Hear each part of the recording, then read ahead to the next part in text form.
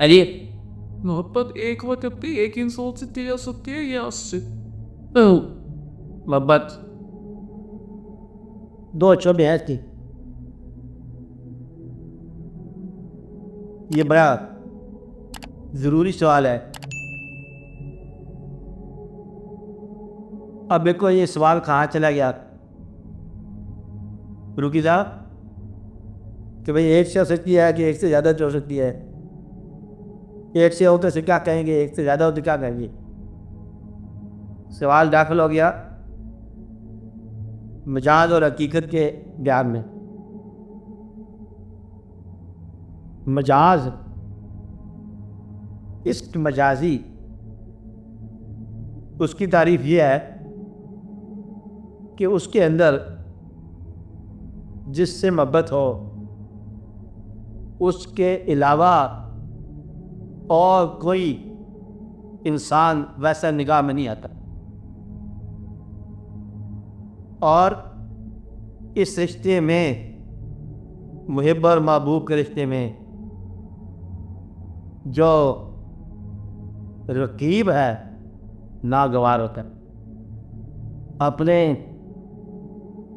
محبوب کو دوسروں کا محبوب بننے سے دل پر اگر تنگی ہو تو یہ مجال کہ جس شخص سے ہم محبت کر رہے ہیں اس شخص سے دوسرے بھی محبت کرے یا کوئی اور بھی محبت کرے. یہ بات اگر آپ کو ناگوار ہو تو یہ مجاز ہے, دنیا ہے.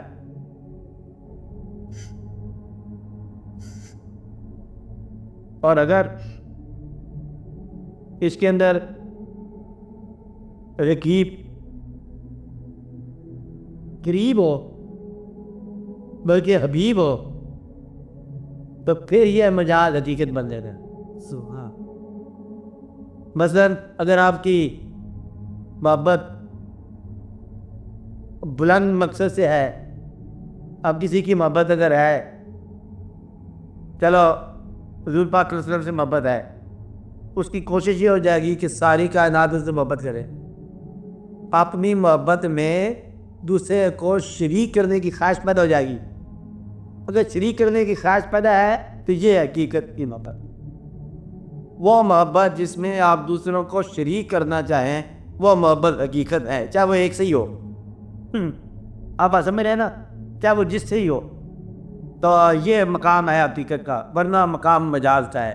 مجاز کی لمبی چوڑی بحث کو نہیں, مجاز میں نفس شامل ہو سکتا ہے اور واقعات ہو سکتے ہیں, پر حقیقت کی بات یہ ہے کہ ایسی محبت جس میں وہ سارے صفات ہوں جو محبت کیا ہے, پلس ایک صفت اور بھی ہو کہ سب سے زیادہ سے زیادہ لوگوں کو شریک ہوتے ہوئے دیکھ کر انسان خوش, تو یہ حقیقت. اور پھر یہ بات چل نکلتی ہے. اس لیے ممکن دونوں ہیں, اور ایک انسان کا ایک انسان سے محبت کرنا ممکن ہے, اور ایک انسان کا بہت سارے انسانوں سے کرنا بھی ممکن ہے. اگر وہ انسان حقیقت آشنا ہے تو وہ بشک بہت سارے لوگوں سے محبت کرے گا, برابر کی بھی کرے گا. اور اگر انسان وہ مجاز کے اندر ہے تو وہ ایک سے زیادہ محبت نہیں کرتا. بات سمجھیے نا, اس لیے کہ یہ ضروری ہے کہ مجاز ہے, حقیقت حقیقت ہے. تو جب تک آپ حقیقت والے نہ بنے آپ کا ایک سے زیادہ محبت کرنے کا امکان بھی سب سے زیادہ, تو سب سے محبت ہو سکتی ہے. جو انسان حقیقت آشنا ہوتا جاتا ہے اس کی محبت پھیلتی جاتی ہے. ایک سے زیادہ بھی ہو سکتا ہے, کئی ہو سکتا ہے.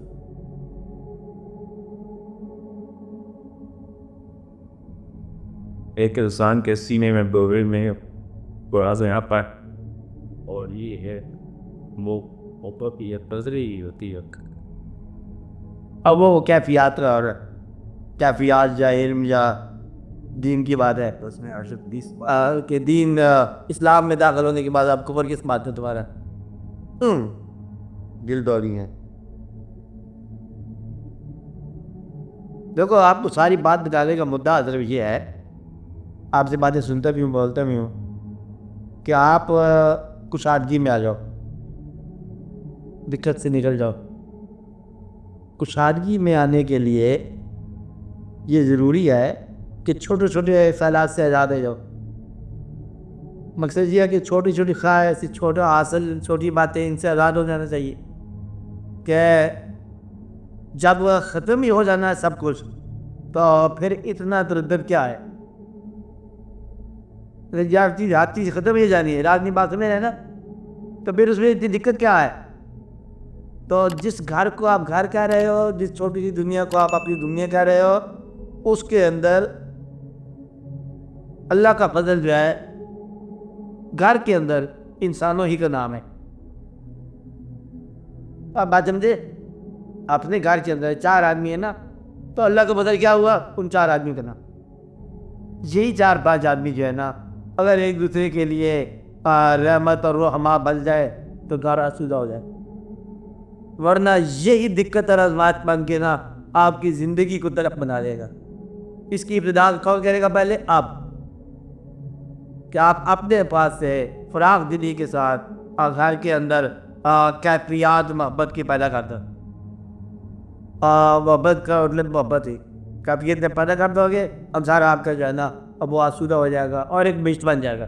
24 زندگی یا گھر کی زندگی، اس کو درست کرو، اسے ٹھیک رکھو.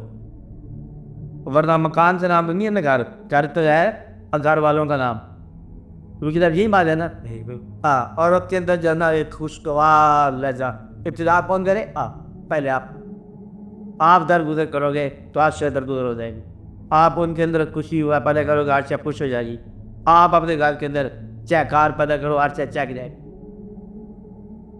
حق نہیں بنتا، یہ رعایت بنتی ہے.